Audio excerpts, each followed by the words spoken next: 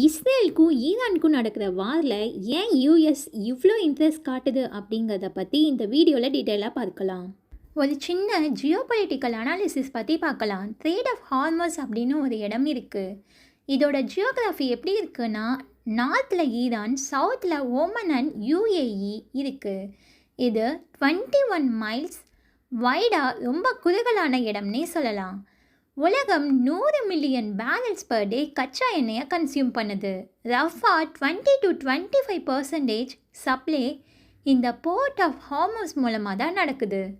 Oil மட்டும் கிடையாது, 20% of LNC lignified natural gas இங்கேருந்து தான் ட்ரான்ஸ்ஃபர் ஆகுது.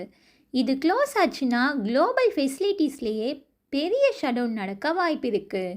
சரி, இதுக்கு ஆல்டர்னேட்டிவ் என்ன? வெஸ்டர்ன் பொலிட்டீஷியன் அண்ட் எக்கனாமிஸ்ட் என்ன சொல்கிறாங்கன்னா, Saudi and UAE overland pipeline கட்டியிருக்காங்க. இதை ஸ்ட்ரைட் பைபாஸ் பண்ணி ஆயிலை டைரெக்டாக லேண்ட் மூலமாக ரெட்சி அல்லது கல்ஃப் ஆஃப் ஓமனுக்கு எடுத்துகிட்டு போகலாம். அந்த பைப்லைனோட மொத்த கொள்ளளவு 3.5 to 4.2 மில்லியன் பேரல்ஸ்.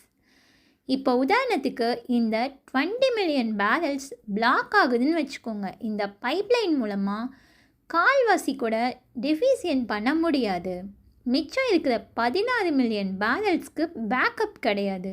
நான் ஏற்கனவே சொன்ன மாதிரி இது ரொம்ப குறுகலான இடம். Speed boat and anti ship missile மூலமாக இதை கண்ட்ரோல் பண்ண முடியும். இதுலேயும் ஒரு கேட்ச் இருக்குது. இந்த வழியாக போகிற ஒவ்வொரு ஷிப்பையும் மூழ்கடிக்கணுங்கிற அவசியம் இல்லை. ஒரே ஒரு ஷிப்பை மட்டும் மூழ்கடிச்சா போதும். இங்கே தான் குளோபல் எக்கனாமி ஒர்க் ஆகுது. எப்படி சொல்கிறேன்னா, குளோபல் மேரிடைம் இன்சூரன்ஸ் கம்பெனி இந்த வழியாக போகிற ஷிப்புக்கு இன்சூரன்ஸ் பண்ணாது. கமர்ஷியல் டிராஃபிக் இதை பெரிய லெவலில் ஆஃப் பண்ணும். இதனால் யூஎஸ்க்கு பெரிய பாதிப்பு கிடையாது. யாருக்கு பாதிப்புனா, China, India, Japan and south Korea. நாம் 90% ஆஃப் ஆயில் இம்போர்ட் தான் பண்ணுறோம். அதுலேயும் 50% ஆஃப் ஆயில் இந்த ஸ்ட்ரெய்ட் ஆஃப் ஹார்மஸ் வழியாக தான் நமக்கு கிடைக்குது. இப்போ இருக்கிற சினாரியோ நமக்கு பெரிய தாக்கத்தை ஏற்படுத்தும். ஏன்னா லாஜிஸ்டிக்கல் காஸ்ட் அண்ட் இந்தியன் ருப்பீஸோட வேல்யூவும் டிப்ரிஷியேட் ஆகிட்டு இருக்குது. இதனால் எல்பிஜி கேஸ், பெட்ரோல், டீசல் விலையும் அதிகரிக்க வாய்ப்பு இருக்குது.